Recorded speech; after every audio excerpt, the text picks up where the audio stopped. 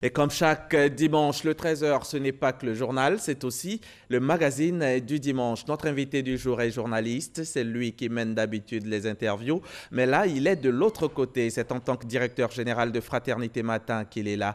Monsieur Venance Conan, merci d'avoir répondu à notre invitation. Merci à vous aussi. On regarde cet élément vidéo.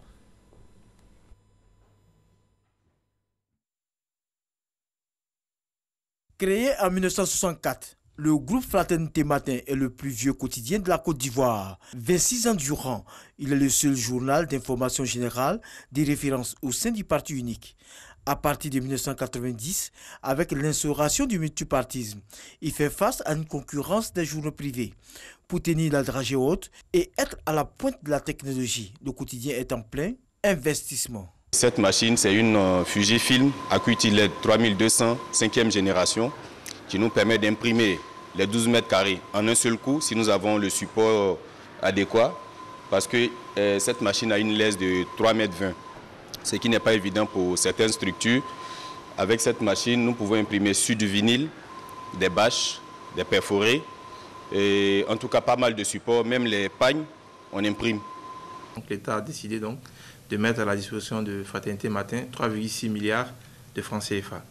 Donc l'objectif c'est donc de moderniser toute l'imprimerie, donc acheter donc de nouveaux équipements à la pointe de la technologie, justement pour pouvoir répondre donc à l'impératif du marché qu'on connaît aujourd'hui, qui est très concurrentiel. Grâce à ces investissements de pointe, le journal gouvernemental veut conforter sa position de premier quotidien d'information en Côte d'Ivoire.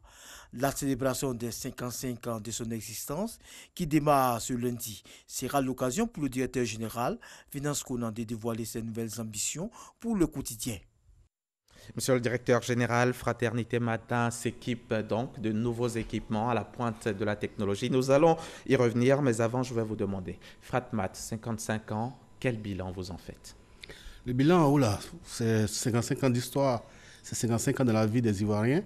Je dirais que le bilan est positif, puisque nous sommes toujours là, nous sommes toujours leaders, malgré la concurrence dont on a parlé dans l'élément tout à l'heure. Là.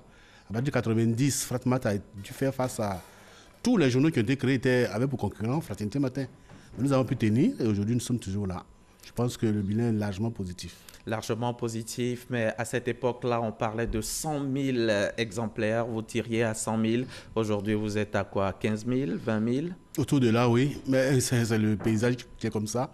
Nous vivons aujourd'hui, malheureusement, la crise du journal papier dans le monde entier. Il n'y a pas que nous.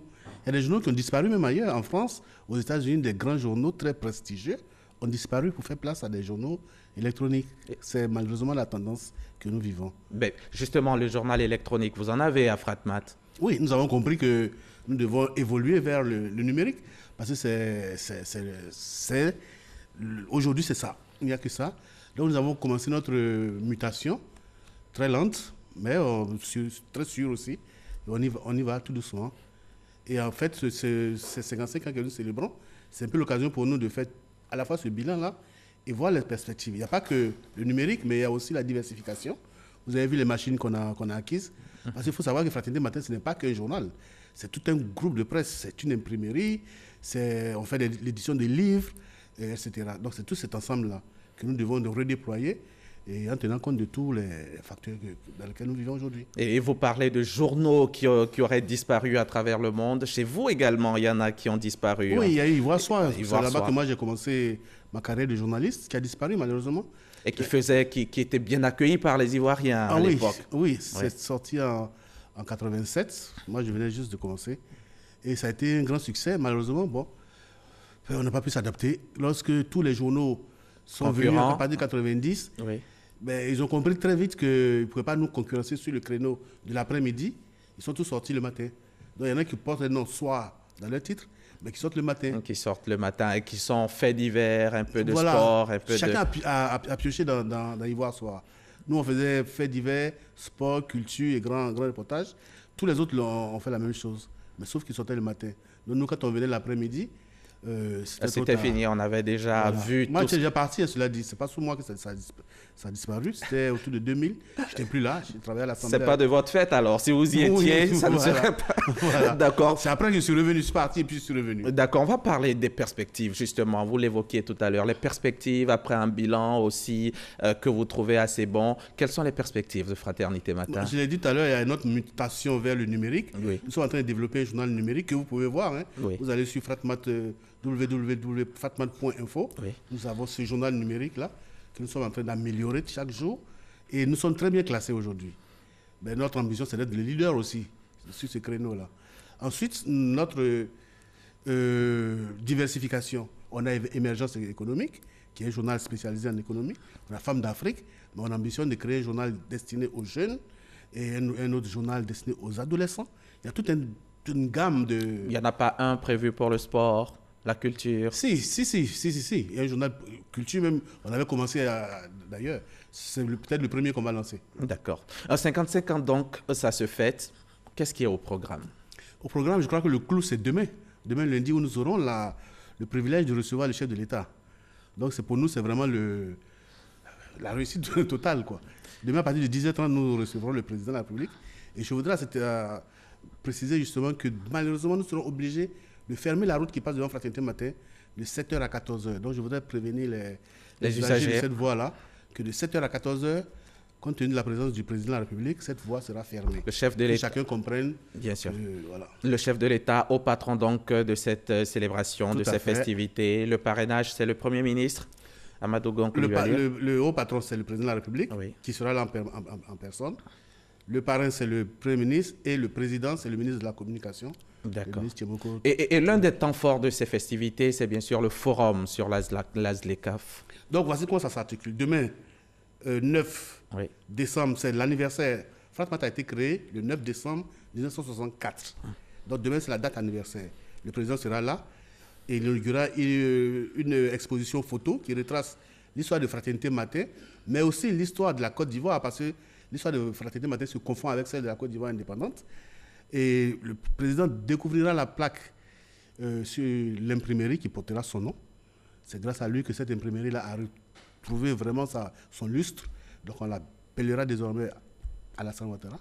D'accord. Et après, il y aura les discours et autres. Après, il y aura la journée porte ouverte pour que les Ivoiriens viennent découvrir ce qu'est Fraternité Matin.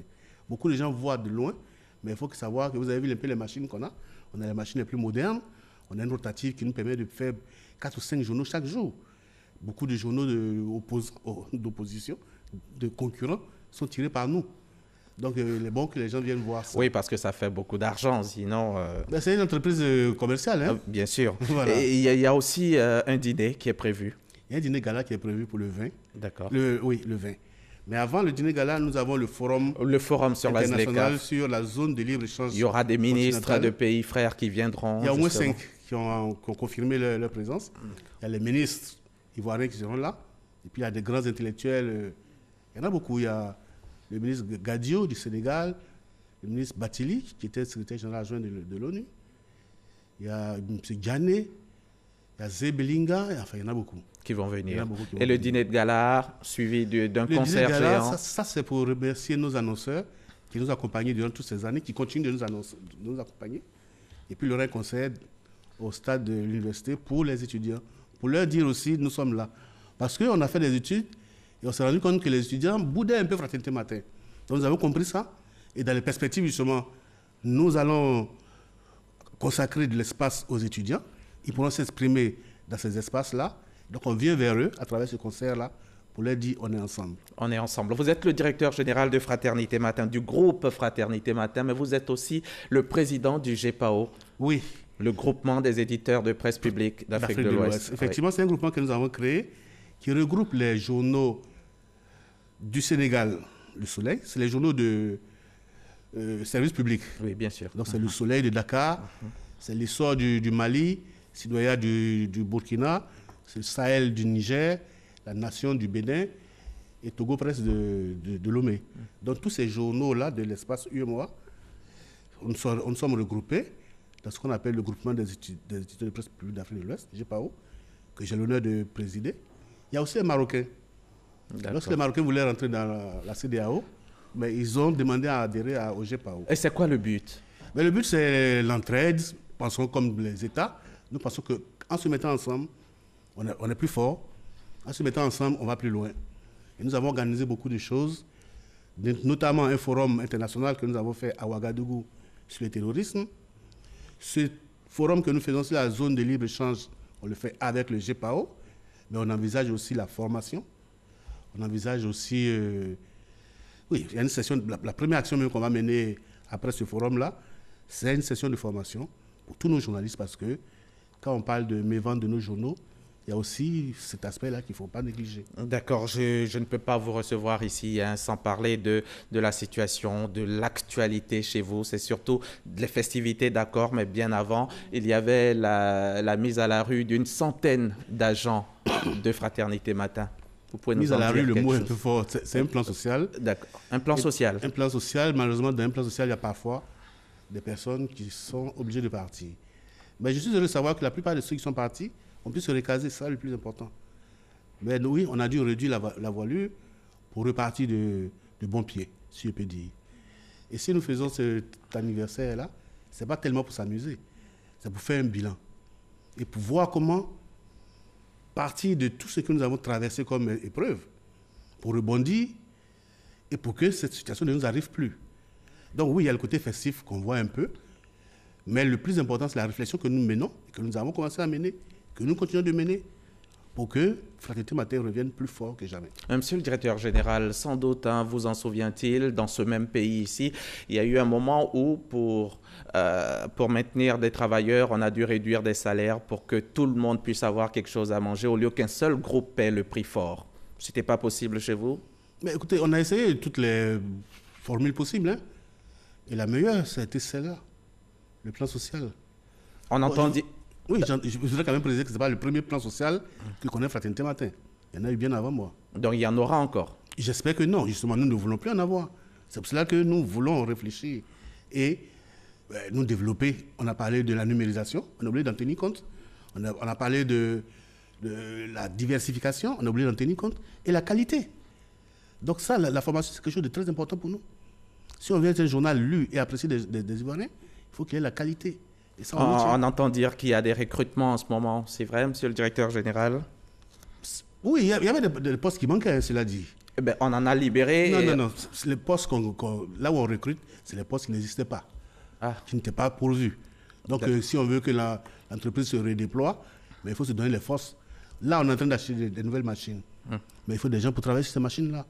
Donc, il faut recruter des gens qui sont spécialistes de ces machines-là. Ce qu'on n'avait pas avant.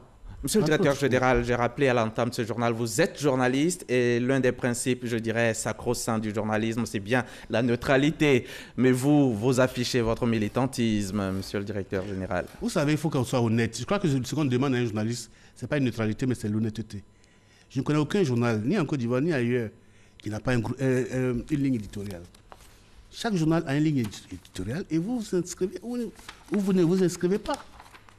Si vous êtes proche du RDR, vous n'avez pas écrit dans notre voix. Si vous êtes proche du FPI, vous n'avez pas écrit dans le Patriote. C'est tout, c'est aussi simple. Mais l'une des vocations de Fraternité Matin, c'est le journal de tous les Ivoiriens. Tout à fait, c'est ce que nous faisons. Mais vous affichez que vous soutenez un seul parti. Oui, moi j'ai ma position personnelle. D'accord. Merci, monsieur Conan.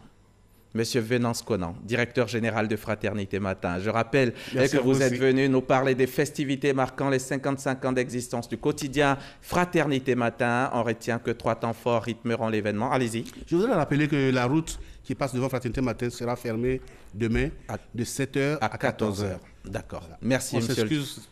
Auprès des pour tous les désagréments que cela pourrait causer. Je rappelle donc que 3 temps forts vont rythmer l'événement, une exposition photo, un forum international et un dîner de gala. Merci encore, monsieur le directeur général, d'être venu et très bonne fête. Bon anniversaire à vous. Nous allons terminer ce journal, mais avant,